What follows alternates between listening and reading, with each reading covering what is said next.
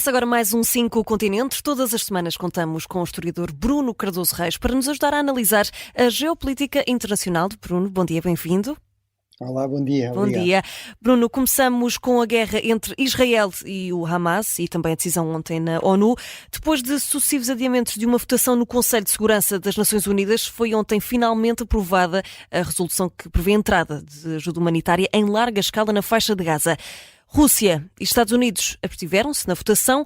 Bruno, o que é que isto significa?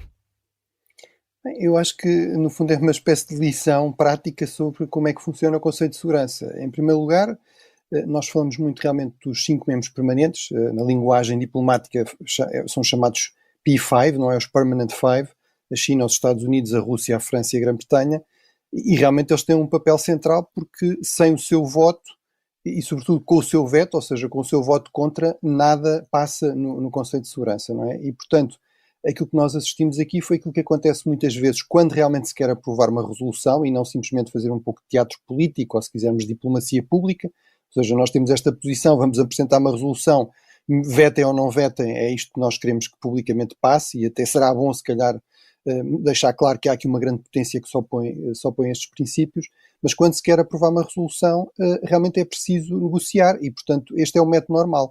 Nós assistimos agora a isso quase em direto, mas é muitas vezes o que acontece, ou seja, adiam-se as votações várias vezes, vai-se ajustando a linguagem para, neste caso, conseguir que não fosse tão pouco crítica de Israel que a Rússia vetasse e que não fosse tão condicionante de Israel que os Estados Unidos vetassem. E, portanto, conseguiu-se chegar a este consenso com 2 abstenções.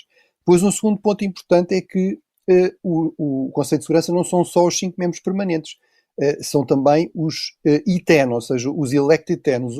Há 10 membros que são eleitos por mandatos de 2 anos, entre o conjunto de 193 Estados, ou melhor, 193 menos os 5 membros permanentes, por regiões geográficas, e, portanto, esses membros eleitos também têm aqui um papel importante. Atualmente são a Albânia, o Brasil, o Equador, o Gabão, o Ghana, o Japão, Malta, Moçambique, a Suíça e os Emirados Árabes Unidos. Ora, também no sistema do Conselho de Segurança a presidência é rotativa, cabia neste momento aos Emirados Árabes Unidos, que ainda por cima são um país desta região, do Médio Oriente, onde está a decorrer o conflito em Gaza, e portanto eles assumiram aqui o protagonismo fundamental em termos de marcar, desmarcar reuniões. Também foram eles a apresentar a resolução, portanto a apresentar o texto inicial, e portanto isto mostra realmente também porque é que é importante e porque é que países como, por exemplo, Portugal procuram com alguma frequência serem eleitos para o Conselho de Segurança. Isso dá algum poder realmente a países mais pequenos, a países pequenos e médios, mas que têm aqui alguma capacidade de iniciativa. Por último, e em termos mais práticos, o que é que isto vai significar em termos da evolução da guerra? Se calhar pode não significar muito. Acho que significa um aumento da pressão claramente sobre Israel, nomeadamente para aumentar a ajuda humanitária, mas uma das grandes preocupações dos Estados Unidos era que isto não interferisse com as negociações em torno dos reféns, ou seja, haver uma pausa nos combates em troca da libertação de mais reféns. Agora, em todo caso, e este é o ponto fundamental, no nosso sistema político global, internacional, as Nações Unidas não são um Estado e o Conselho de Segurança não é um governo, não é? Tem realmente a capacidade de aprovar resoluções que são à partida obrigatórias em termos da lei internacional, mas em última análise e na prática cabe a cada um dos 193 Estados-membros decidir se aplica ou não, se implementa ou não aquilo que devia implementar. E, portanto, não temos nenhuma garantia que esta resolução tenha um impacto prático no terreno. Até porque, para já, pelo menos ainda não está a ter. Bruno, entretanto, a guerra na Ucrânia tem estado mais longe do foco das atenções, o que pode levar a pensar-se que está a haver um impasse neste conflito, até por causa do inverno. Mas será que está, Bruno? O que é que as informações no terreno e as movimentações diplomáticas nos dizem sobre isto? Bem, eu diria que há um impasse no terreno que tem muito a ver com aspectos como a questão do inverno, portanto não é assim tão anormal, tem a ver com a própria natureza desta guerra. Estamos numa fase de guerra de trincheiras, de guerra defensiva, em que, como eu fui sublinhando, é muito difícil haver grandes mudanças, a não ser que haja grandes erros de um lado ou do outro, que haja uma grande mudança também nos apoios e nos meios que um lado ou o outro tem, ou que de repente haja um colapso, até em termos políticos, de um dos lados, que leve, no fundo, ao fim da vontade de resistir e, portanto, de se continuar a combater. Agora, é um impasse muito custoso, é um impasse que não significa que a frente esteja completamente imóvel. Nós estamos a assistir, por exemplo, a um enorme esforço russo na zona da Advika, que é uma espécie de repetição de Bakhmut, ou seja, vagas sucessivas de soldados. Temos informações que apontam para talvez 20 mil baixas russas, já nesse esforço nos últimos meses, para se avançar 2 ou 3 quilómetros. Portanto, é um impasse, mas não significa que não esteja a acontecer nada, que não esteja a continuar a haver combates, que não continua a haver baixas muito significativas. Em termos diplomáticos, realmente não estamos numa situação de impasse, estamos numa situação até de grande atividade. A Ucrânia, por exemplo, está a procurar ativamente garantir apoios que estão a ser mais difíceis de garantir, sobretudo nos Estados Unidos, mas mesmo na Europa, aqueles pacotes de 60 mil milhões do lado dos Estados Unidos, que o Congresso adiou a qualquer decisão até depois das festas, na União Europeia 50 mil milhões, que também foram adiados para um novo Conselho Europeu, uma nova cimeira dos chefes de Estado e de Governo em janeiro. Mas independentemente disso, há realmente alguns resultados importantes. Tivemos a Holanda a anunciar que a chegada dos F-16 estaria mais próxima, se não iminente, e tivemos, sobretudo, nesta zona, e em termos geoestratégicos, acordos muito importantes dos Estados Unidos com os países nórdicos, com a Suécia, a Finlândia e a Dinamarca, acordos, no fundo, de cooperação em defesa a nível bilateral, que são um sinal muito claro de que, independentemente de NATO ou não NATO, da Suécia na NATO ou não, os Estados Unidos estão decididos a transformar o Báltico num lago seguro para os países ribeirinhos, que estão decididos a apoiar estes países nórdicos, que estão a ser mais ameaçados pela Rússia, sobretudo a Finlândia, depois de ter aderido à NATO. E mesmo a Alemanha também fez um anúncio muito importante de que iria estacionar permanentemente tropas nos países bálticos, nomeadamente na Lituânia. Isso também é um sinal muito importante que lá está, mais uma vez, com ou sem NATO, com mais ou menos Trump no futuro, os países europeus, e sobretudo um país central na Europa, está decidido a deixar esta mensagem à Rússia. Um ataque aos países bálticos será um ataque a toda a Europa, será um ataque a um país tão importante como a Alemanha e, portanto, não deve acontecer. No fundo, é aqui um sinal de dissuasão para que isso no futuro não aconteça. Aliás, Bruno Volodymyr Zelensky tem dramatizado muito este momento da guerra, não é? Com as tais viagens para os sítios mais difíceis de convencer nesta altura. Isto é porque o presidente ucraniano sabe que está numa fase muito decisiva do conflito. Sim, Zelensky sabe que precisa destes apoios externos, não é? E, portanto, temos este dado de base, que a Ucrânia é um país estruturalmente muito mais fraco do que a Rússia. Basta pensar na população, 40 milhões contra 140 milhões. Portanto, precisa muito destes apoios externos, de garantir que eles continuam e portanto, no fundo, Zelensky não fica passivamente à espera que as coisas se resolvam, não é? Procura ativamente manter o tema da Ucrânia também vivo, mais vivo na agenda mediática, uma vez que tem esta concorrência da guerra em Gaza, procura fazer algum lobby em termos pessoais junto dos decisores. Agora, também é verdade que, sobretudo no caso dos Estados Unidos, mas mesmo no caso da Europa, isto tem muito a ver com dinâmicas internas, não é? Com disputas entre republicanos e democratas num contexto eleitoral. Vamos ter eleições em novembro de 2024, ou na Europa, por exemplo, as dificuldades que a Hungria tem na relação com Bruxelas e, portanto, a Ucrânia acaba por ser aqui um pouco, às vezes, um dano colateral, mas é fundamental Zelensky explicar que é do interesse dos próprios países ocidentais conter o expansionismo russo o mais longe possível, e aí realmente a Ucrânia paga o preço mais pesado, não é em dinheiro, nem em equipamento, é em soldados, em baixas, não é? Em mortos, inclusive militares e civis. E Bruno, ao mesmo tempo que olhamos para estes conflitos, há também uma guerra antiga no Iémen que está a ameaçar o comércio marítimo global. Os Houthis têm atacado navios de mercadoria no Mar Vermelho e também no Estreito de Aden. Muitas empresas já estão a mudar de rotas. Que impacto é que isto pode ter, Bruno? Bem, pode ter um impacto potencial muito grande. Estamos a falar de um dos grandes pontos de estrangulamento da navegação global. Há uma série de estreitos, de canais que são passagem quase obrigatória para o essencial dos navios do comércio, que garantem mais de 90% do comércio global. No caso do Estreito de Aden, passam talvez à volta de 20% do comércio global, mas passa mais de metade do comércio entre a Ásia e a Europa. E é fácil, olhando para o mapa, perceber isso, não é? É de longe a rota mais direta entre a Ásia, entre o Oceano Índico, entre a China, a Índia e os países europeus, é passar através do Estreito de Aden, o Mar Vermelho, depois o Canal do Suez e entrar no Mediterrâneo e depois, enfim, distribuir-se pelos portos europeus.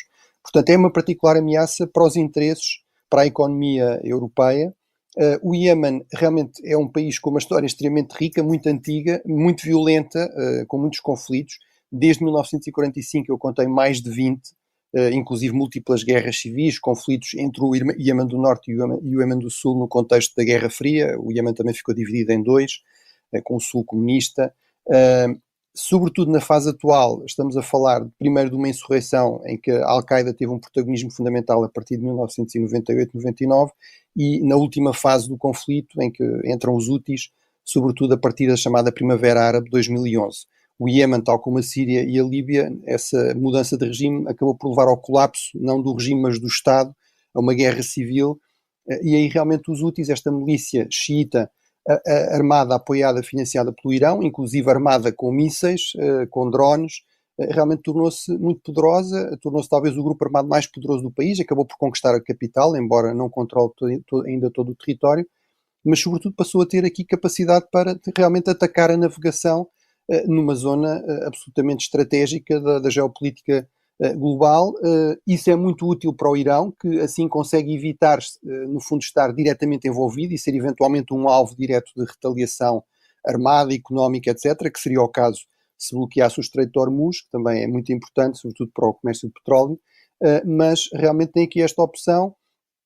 Os Estados Unidos estão a procurar montar uma coligação de potências navais para procurar proteger a navegação, mas isso tem-se revelado difícil de coordenar. A própria Espanha, por exemplo, vetou a transformação do mandato da missão Atalanta, que é uma missão naval da União Europeia, que aliás terá um comandante português proximamente, que tem combatido a pirataria na zona da Somália, mas isso, a pirataria somália ao pé dos Houthis são amadores, não é? Não tem nenhuma destas armas sofisticadas, e portanto será uma missão muito mais complicada, mas a Espanha, por exemplo, vetou isso por causa de problemas internos. A extrema-esquerda que está no governo queria que isto fosse ao Parlamento, etc. E portanto está a revelar-se difícil montar essa coligação e sobretudo parece-me que vai ser difícil simplesmente patrulhar navios, fazer uma espécie de patrulha passiva. Acho que provavelmente sem atacar as próprias bases de lançamento dos Houthis vai ser muito difícil dar garantias reais à navegação de que não há risco nesta zona e de que esta zona não é uma zona a evitar. E se for assim, realmente, provavelmente vamos ter aqui um impacto crescente em termos de disponibilidade de produtos e também de inflação de preços. Claro. São dois problemas para breve. Bruno, já falaste aqui levemente de Donald Trump. Houve uma decisão do Supremo Tribunal do Colorado que esta semana o considerou não elegível nas primárias republicanas para esse estado do Colorado. É uma decisão que ainda é passível de recurso, mas não há dúvidas que se criou aqui um problema judicial à volta das presidenciais do próximo ano. Ainda assim, que implicações é que isto pode ter, quer para a campanha de Trump, quer até para a própria imagem dos Estados Unidos?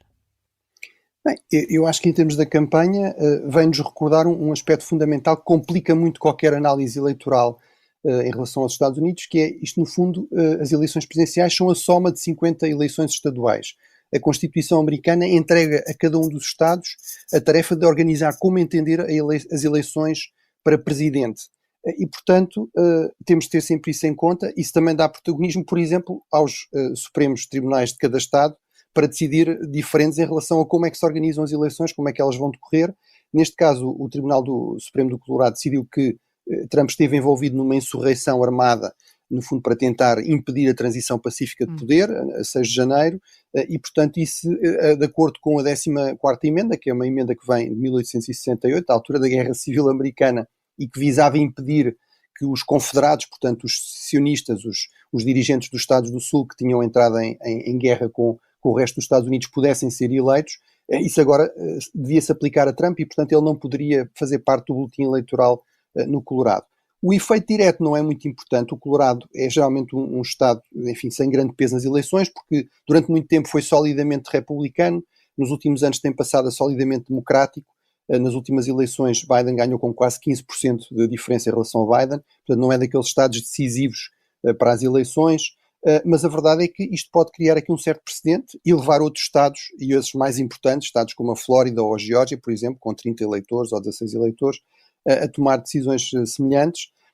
Em todo caso, o que eu acho que sobretudo isto mostra é que realmente vão ser eleições altamente imprevisíveis, não só pela personalidade de Trump, não só porque Trump consegue utilizar isto, que geralmente seria péssimo para qualquer candidato, numa vantagem na sua narrativa populista, que as elites estão contra ele e contra o povo, sobretudo, acho também que, no fundo, em termos externos, aumenta muito realmente as incertezas, as inseguranças, a imprevisibilidade dos Estados Unidos para parceiros e aliados, como é o caso dos países europeus. E Bruno, infelizmente não temos muito tempo, mas queria que falássemos aqui de Angola, que anunciou a saída da OPEP. Luanda está contra as cotas que foram impostas pela Organização dos Países Produtores de Petróleo. O que é que isto significa e que impacto é que pode ter? Bem, a Angola começou a ser um produtor de petróleo ainda no período colonial, a partir de 1966-68. Hoje em dia é o segundo maior produtor em África, próximo da Nigéria. A Nigéria ainda volta a 2 milhões de barris, Angola um pouco abaixo, à volta de 1.700.000. Mas realmente, como dizias, fez parte da OPEP. A OPEP foi criada pelos grandes exportadores de petróleo a partir de 1960 e sobretudo a partir de 1973 como um grande instrumento para aumentar o seu poder no controle dos preços, e com bastante sucesso, mas realmente, atualmente a OPEP já só representa 30% do total de produtores exportadores. Tentou acrescentar alguns países, como a Rússia e o México, a chamada OPEP+, mas a verdade é que os produtores mais pequenos, como é o caso de Angola, consideram que a política que é defendida sobretudo pelo líder e o principal produtor e exportador, a Arábia Saudita, o líder da OPEP, que é no sentido de restringir a produção e a exportação, é negativa para os interesses angolanos, é muito custosa para estes produtores mais pequenos, e, portanto, Angola acabou por se afastar. Também me parece, e terminava com esse ponto, que isto não é, apesar de tudo, apenas a questão do petróleo. Angola, tal como a Nigéria, aliás, tem-se aproximado muito dos Estados Unidos, mesmo nas votações, por exemplo, em torno da Ucrânia, teve votações diferentes de muitos outros países do sul global, e, portanto, isso também, provavelmente, esta decisão também tem a ver um pouco com isso. Angola está a distanciar-se, digamos, desta política de alguma confrontação entre certos países do sul global e países ocidentais como os Estados Unidos, mas sobretudo em função dos seus interesses próprios, de uma visão muito pragmática do que são os seus interesses próprios. Muito bem, Bruno. Infelizmente não temos mais tempo. Gostava de agradecer a tua disponibilidade. Voltamos para a semana para mais um 5 Continentes. Obrigada. Boas festas a todos. Obrigada e boas festas igualmente.